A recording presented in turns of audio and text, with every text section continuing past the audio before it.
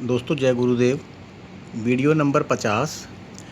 दोस्तों, कुछ मरीजों के विशेष आग्रह पर रख साहिब को लेके काफ़ी शंकाएं मन में होने के कारण उनके द्वारा ये आग्रह किया गया था कि सर आप रख साहिब को लाने, लगाने, सावधानियां बरतने और रख साहिब को लगाने का लाइव अगर वीडियो बनाकर दे सकें तो ज़्यादा अच्छा रहेगा।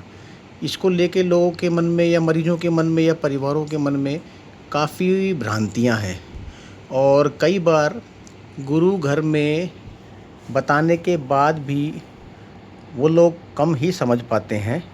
कुछ तो फ़र्क वहाँ पे पंजाबी लैंग्वेज का है और काफ़ी शब्द उसमें समझ में नहीं आते हैं और कुछ मरीजों द्वारा आकर भूलना या पूरी तरह से इम्प्लीमेंट नहीं कर पाना।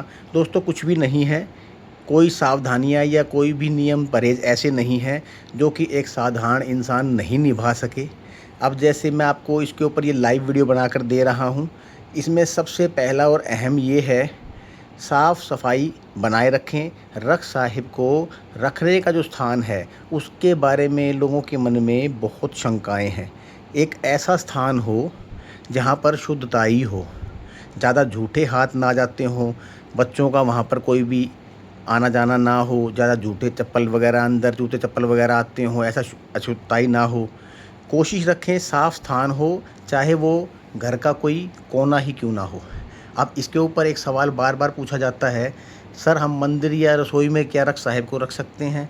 आप मंदिर में रख साहिब को नहीं रख सकते क्योंकि मंदिर एक पवित्र जगह है और आपको वहाँ पर अपने शरीर पर कपड़े हटाकर रख साहिब को लगाना है। ये पवित्रता नहीं है मंदिर के लिए।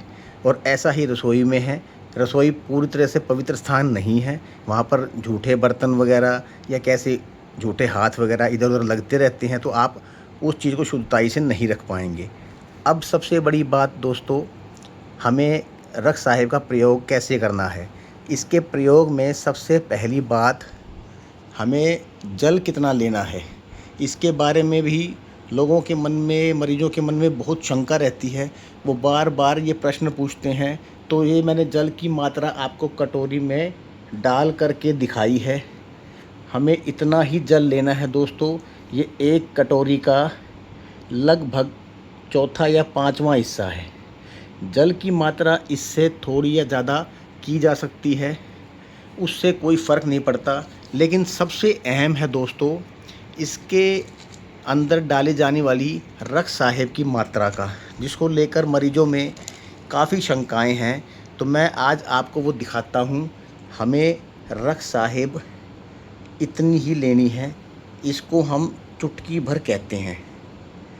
ये आपको शायद हो सकता है वीडियो में थोड़ा देखने में समस्या आए क्योंकि मैं इसको फ्रंट कैमरे में पूरी तरह से नहीं बना पा रहा हूँ, लेकिन फिर भी मैंने आपको दिखाने का प्रयास किया है। चुटकी भर सिंदूर से भी कुछ कम मात्रा में रख साहिब को लेकर हमें उस साफ़ जल में डाल देना है। कटोरी को पहले साफ़ कर लिया जाए, ज़्यादा अच्छा है। अब इसको डालने के बाद हमें इसको आराम आराम से इस हिसाब से, इस प्रकार से मिलाना है।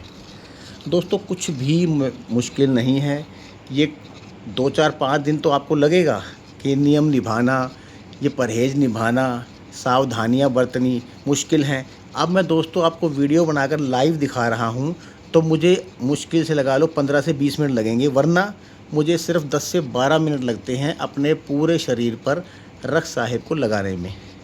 अब मुझे आदत पड़ चुकी है और मैं बार बार नियम पूर्वक इसका प्रयोग करता रहता हूँ, क्योंकि इससे शरीर डिटॉक्सीफाई होता है दोस्तों।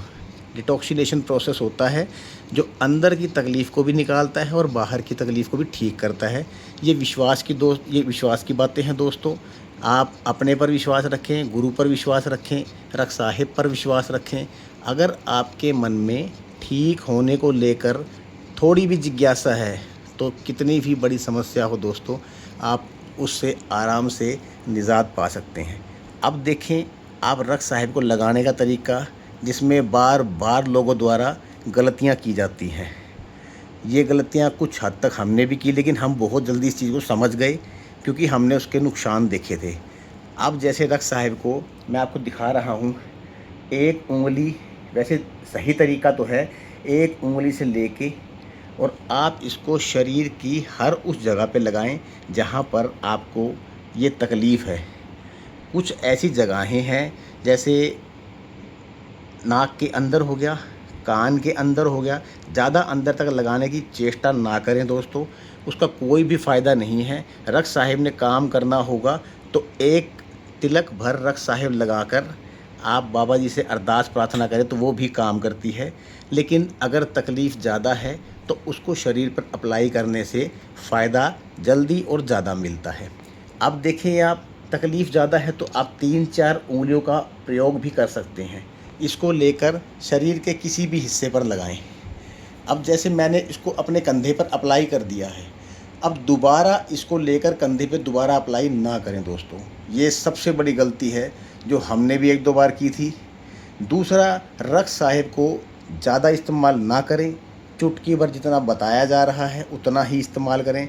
दोस्तों, इसका फ़ायदा तो है ही है, इसका नुकसान ये होगा कि आपको बेचैनी हो जाएगी, क्योंकि गुरु का आशीर्वाद एक चुटकी भी उतना ही है और एक कटोरी भर भी उतना ही है। इसीलिए चुटकी भर पर पूरा विश्वास रखें, जैसा बताया गया है वैसा ही करें। अपने मन में सिर्फ ये विश्वास रखें, अगर तकलीफ़ हुई है तो वो ठीक भी होगी। मुझे ठीक हुए को लगभग 2 साल हो चुके हैं दोस्तों। मैं अब भी 40 दिन के पीरियड को लेके और रख साहिब को अपने ऊपर अप्लाई करता हूँ। मेरा ऐसा मानना है कि हर मौसम में मुझे आराम दिलाती है, ज़्यादा गर्मी हो, ज़्यादा सर्दी हो या बरसात का चिपचिपा मौसम हो, मुझे हर मौसम में इसको लगाने से आराम मिलता है दोस्तों। और आगे कोई तकलीफ़ होने की संभावना लगभग ना के बराबर हो जाती है, क्योंकि हम इंसान ही हैं। कुछ छोटी मोटी गलतियां करे बिना इंसान नहीं मानता। लेकिन ऐसी कोई गलती ना करें, किसी लत को, व्यसन को, ऐसे कोई नियम परहेज को ना तोड़ें जो आपके लिए घातक सिद्ध हो। फिर दोबारा बता रहा हूँ आपको, रख साहिब को सिर्फ एक जगह पर एक ही बार अप्लाई करना है। आपको एक ही जगह पर बार बार अप्लाई नहीं करना।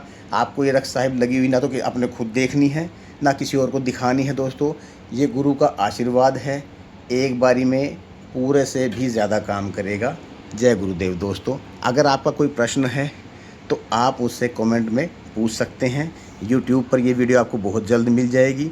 और बाकी जो इससे वीडियो हमने पहले की बनाई हैं, ये 46 से लेकर 50 तक की हमारी रख साहिब को लेकर एक सीरीज़ थी जो आज पूरी हो गई है। जय गुरुदेव दोस्तों।